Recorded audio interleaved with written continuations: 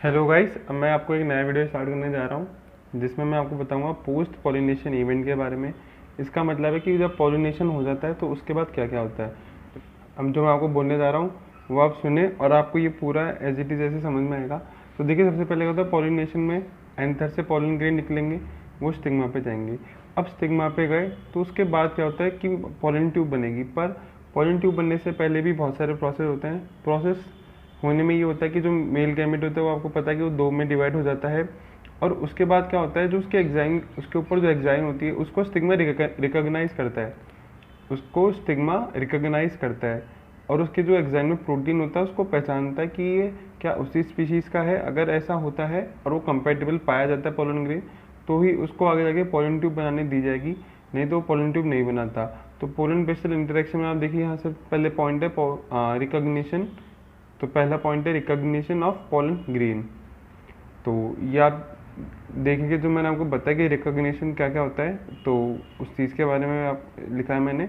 Biochemical reaction होती है, exine protein को ये रिकॉग्नाइज करता है, जेनेटिक कैरेक्टर होता है, और जो कंपैटिबल होता है उसी को अलाउ किया जाता है कि वो आगे जाके पॉलन ट्यूब बनाए। फिर अब कोई एक पॉलन ग्रेन है जो रिकॉग्नाइज कर गया, जो कंपैटिबल पाया गया, उसके बाद जो पॉलन ट्यूब बनती है उसके क्या क्या प्रोसेस होते हैं। अब देखिए कि यहाँ पे मैंने एक स्ट्रक्चर बनाया कि पॉलन ट्यूब बन रही है, और ये दिखाया कि यहाँ पे जेनेरेटिव जो सेल है वो जो न्यूक्लियस है वो दो न्यूक्लियस में बनना है, या फिर जेनेरेटिव सेल दो सेल में डिवाइड हो रही है। तो फिर ये देखिए, मैंने आपको पॉलन ट्यूब बना दी है। यहाँ पे कैलोस प्लग क्या होता है ये सब बताऊंगा। तो अब ये डायग्राम देखिए, सपोज करिए पॉलन ट्यूब बन गई।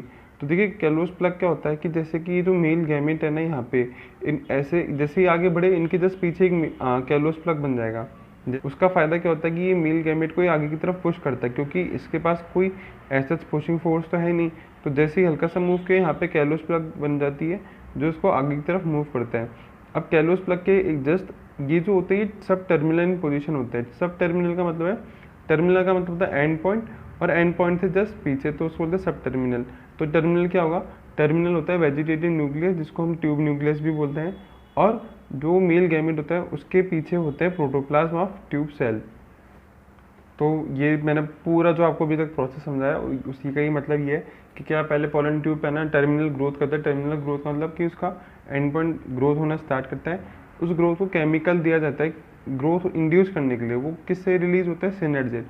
अब जिस सिनर्जेट से वो इंड्यूस होता है वो स्टार्टिंग में डीजेनरेट होना शुरू कर देता है। तो जैसे ही केमिकल रिलीज हुआ सिनर्जेट के द्वारा, तो वो एक कीमोट्रॉपिक मूवमेंट हो जाएगा पोलन ट्यूब का।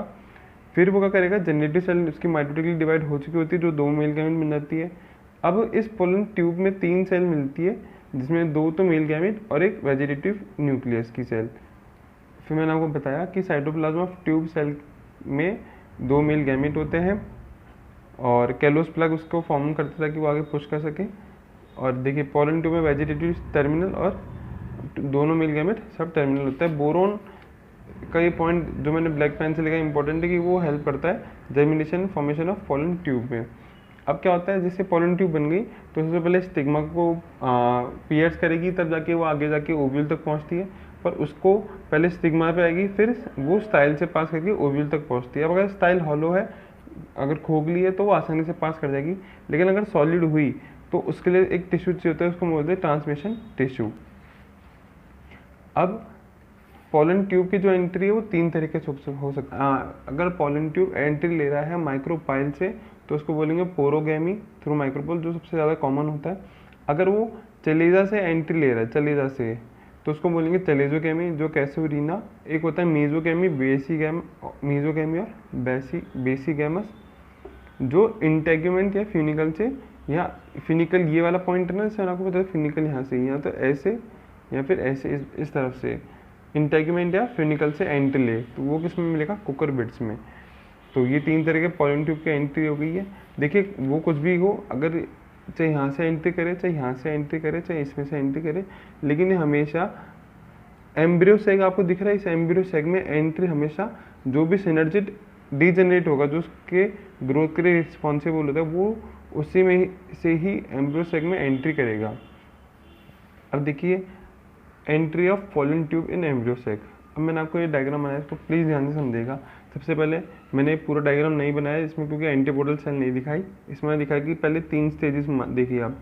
सेंट्रल सेल की बात करें तो सेंट्रल सेल में जैसे जैसे प्रोसेस आगे बढ़ता है, जो दोनों न्यूक्लियाई होते हैं, जिसको हम पोलर न्यूक्लिया बोलते हैं, ये फ्यूज़ होना स्टार्ट करेगी, और जब एंड में फ्यूज़ होती है तो उसको बोलते हैं सेकेंडरी न्यूक्लियस। अगर हम बात करें नीचे के प्रोसेस के बारे में, ये प्रोसेस था सेंट्रल सेल में। अगर हम बात करें सिनर्जिड और या फिर एग के बारे में, एक्सेल के बारे में, जिसमें देखिए क्या होता है कि जो पोलन ट्यूब आई, सपोज करिए ये सिनर्जिड जो है वो डीजेनरेट हो गया है, तो यहाँ से पोलन ट्यूब आई और वो सिनर्जिड में एंट्री कर गई। अब सिनर्जिड में एंट्री कर गई तो ये मैंने पोलन ट्यूब का डायग्राम मैंने, जिसमें मैंने दिखाया कि टर्मिनल तो क्या होगा ट्यूब न्यूक्लियाई, और सब टर्मिनल क्या होगा मेल गैमेट। इस प्रोसेस में मैंने बताया कि जैसे सपोज करिए पोलन ट्यूब एंट्री कर गई, वो सब टर्मिनल पोजीशन से ये दोनों मेल गैमेट रिलीज कर दी कहाँ पे, एग सेल की तरफ। और यहाँ पे मैंने डायग्राम दिखाया कि ये पूरा सिनर्जिड तो डीजेनरेट हो गया, और एक मेल गैमेट तो आ गया सेकेंडरी न्यूक्लियस से फ्यूज करने के लिए ताकि वो एंडोस्पर्म बना सके, और एक मेल गैमेट यहाँ पे होता है जो एग से न्यूक्लियस से फ्यूज कर सके ताकि फर्टिलाइजेशन हो सके, ताकि जाइगोट बन सके।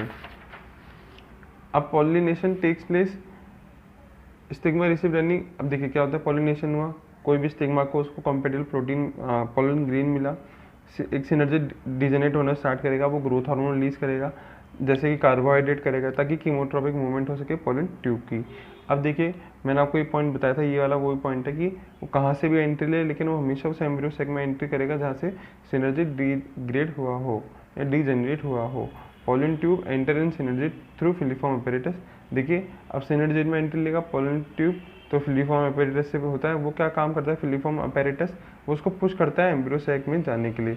इसमें क्या होता है, जो वेजिटेटिव न्यूक्लियस होता है, देखिए जैसे ही वो उसमें एंट्री किया, तो मैंने आपको डायग्राम में दिखाया कि हाँ, तो यहाँ पे आपको डायग्राम दिखाया था ना मैंने, देखिए कि ट्यूब न्यूक्लियस या वेजिटेटिव न्यूक्लियस होता है, लेकिन इसमें मैंने दिखाया क्यों, क्योंकि ये भी क्या डीजेनरेट हो जाता है और सिनर्जिड भी डीजेनरेट हो जाता है। अब जैसे ही पोलन ट्यूब उसके सब टर्मिनल पोजीशन से बस्ट होगा तो दोनों मेल गैमेट रिलीज करेगा, जिसमें से, और यहाँ पे मैं लिखा है कि सेंट्रल सेल क्या बनता है कि डेफिनेटिव न्यूक्लियस, जो भी आपको समझाया वो था। अब है मोनोसिफनस पोलन ग्रेन और पॉलीसिफनस पोलन ग्रेन का मतलब है कि अगर एक पोलन ग्रेन से केवल एक ही ट्यूब बन रही है तो मोनोसिफनस, और एक पोलन ग्रेन से अगर बहुत सारी ट्यूब बन जाए पोलन ट्यूब तो उसको बोलेंगे पॉलीसिफनस। पॉलीसिफनस में देखो क्या होगा कि हो सकता है कि जिसके 2 मेल गैमेट है या फिर ट्यूब सेल है वो डिवाइड हो जाए, कोई इसमें जा रहा है कोई इसमें जा रहा है, तो इससे क्या होगा कि हो सकता है पोलन ट्यूब को वो कंपैटिबल हो गया हो एक बार के लिए, पर उसको बाद में रिजेक्ट कर दे। तो देखिए मैंने वही उसका मतलब लिखा है, पॉलीसिफनस का से हो जाएगा मे लीड टू हेटेरोफर्टिलाइजेशन। इसका ये मतलब होता है कि हेटेरोफर्टिलाइजेशन में कि जो 2 मेल गैमेट होते हैं वो हो सकता है कि जाइगोट किसी और पोलन ग्रेन के मेल गैमेट से बन रहा हो, और हो सकता है कि एंडोस्पर्म जो बन रहा हो जिस भी मेल गैमेट से वो दूसरे पोलन ट्यूब से या पोलन ग्रेन से आया हो। और ये पॉइंट ये दिखाता है कि किसी भी स्टिग्मा पे एक से ज़्यादा पोलन ग्रेन हो सकता है कंपैटिबल। हैंगिंग ड्रॉप मेथड क्या होता है, ये मेथड होता है कि हम खुद इन लेबोरेटरी हम कैसे पोलन ट्यूब की फॉर्मेशन को दे सकते हैं। इसमें क्या होता है, हम 10% शुगर सॉल्यूशन लेंगे, उसको ग्लास साइड पे रखेंगे, जिसमें हम क्या है calcium, magnesium, potassium, boric acid को मिक्स करते हैं।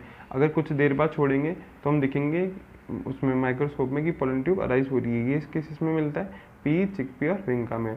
अब हम देखते हैं आर्टिफिशियल हाइब्रिडाइजेशन। आर्टिफिशियल हाइब्रिडाइजेशन का मतलब होता है कि मैन मेड हाइब्रिडाइजेशन या man made sexual reproduction of the plant. इसमें हम क्या करते हैं कि देखिए जैसे क्या होता है आर्टिफिशियल हाइब्रिडाइजेशन में मुझे एक बनाना है, मैं देखा उस बनाने को स्वीट भी ज़्यादा बनाना है, मीठा ज़्यादा बनाना है और बड़ा ज़्यादा बनाना है। तो मैं क्या करूँगा कि मेल प्लांट में हो सकता है कि बड़ा बनाने की कैपेसिटी हो और फीमेल प्लांट स्वीट वाली हो, तो मैं उन दोनों को लूँगा और उनको हाइब्रिडाइज कराऊंगा, यानी सेक्सुअल रिप्रोडक्शन कराऊंगा। तो एक तरह का वो क्रॉस रिप्रोडक्शन हुआ। तो क्रॉस रिप्रोडक्शन से जो भी नया प्लांट बनेगा उसको हम बोलेंगे हाइब्रिड। तो देखिए अब हाइब्रिड क्या होगा, अब जो हाइब्रिड बनेगा वो लॉन्ग भी होगा, बड़ा भी होगा और मीठा भी होगा, तो वो दोनों कैरेक्टर के साथ होगा, तो हमेशा क्या होगा सुपीरियर टू इट्स पेरेंट्स। अब देखिए सिलेक्शन, अब टेक्निक क्या है, सबसे पहले हम पेरेंट प्लांट सेलेक्ट करेंगे कि उसका कैरेक्टर कैसा लेना है, फिर हम करते हैं इमेस्कुलेशन। इमेस्कुलेशन का मतलब होता है कि जो फीमेल प्लांट है उसमें से एंथ हटा देंगे। अब आप सोचेंगे कि हो सकता है हम मेल प्लांट में स्टिग्मा हटा दे, देखिए इसकी कोई नीड होती नहीं, हो सकता है उस स्टिग्मा पे अगर वो बन जाए तो, लेकिन हमारा जो फीमेल प्लांट जो हमने लिया है वो बेकार ना हो जाए, वो किसी और से रिप्रोडक्शन ना कर ले। अब एंथर तो पॉलन ग्रेन रिलीज कर रहा है, वो तो ठीक है, तो इमैस्कुलेशन में क्या करता है, एंथर जो होता है उसको हटा देता ताकि वो ऑटोगैमी ना हो सके। फिर बैगिंग और टैगिंग करते हैं। बैगिंग और टैगिंग का मतलब ये होता है कि जो स्टिग्मा होता है उसको मैं एक बैग टाइप उसके ऊपर डाल दूँ, एक लगा दूँ, जो हो सकता है क्लोज बैक हो या मस्कुलिन बैक हो, ताकि वो अनवांटेड जिटोनोगेमी और जीनोगेमी फॉर्म ना करे। फिर हम देखते हैं आर्टिफिशियल पॉलिनेशन। अब जो मैंने मेल प्लांट लिया है, उस मेल प्लांट से मैं एंथर निकालूंगा, उसमें से पॉलन ग्रेन निकालूंगा और उसको उस स्टिग्मा पे मैं झाड़ दूंगा, झाड़ डस्ट की तरह उस पर डाल दूंगा। तो पॉलन ग्रेन क्या मैन्युअली कलेक्ट करेंगे सिलेक्टेड मेल प्लांट में से और उसको डस्ट कर देंगे स्टिग्मा पे। फिर हम करते हैं वापस से, हम जो हमने बैगिंग की थी उसको क्या था, पहले तो हम अनबैग करेंगे, अनबैग का मतलब बैग हटाएंगे, फिर ये काम परफॉर्म करेंगे, वापस से रीबैग कर देंगे। अब उससे सीड बन जाएगा और उससे बाकी उसमें प्लांट बन जाएगा। अब देखिए जो लास्ट पॉइंट है इसका ये मतलब है कि अगर हम सेल्फ पॉलिनेशन ही करते रहे किसी भी प्लांट की, क्रॉस पॉलिनेशन नहीं करें, तो देखिए जो मैंने ऊपर का प्रोसेस बताया, मान लो उसी में जो नया प्लांट बना उसको मैं बार बार सेल्फ पॉलिनेट कर रहा हूँ, तो हो सकता है कि वो आने वाले जनरेशन में 3 या 4 जनरेशन में अपनी जो ही कैरेक्टर है मीठा और लंबा होने का प्लांट का, ये लूज कर दे। तो इसको हम बोलते हैं इनब्रीडिंग डिप्रेशन। ये किस में मिलेगा आपको, केवल सेल्फ पॉलिनेशन में।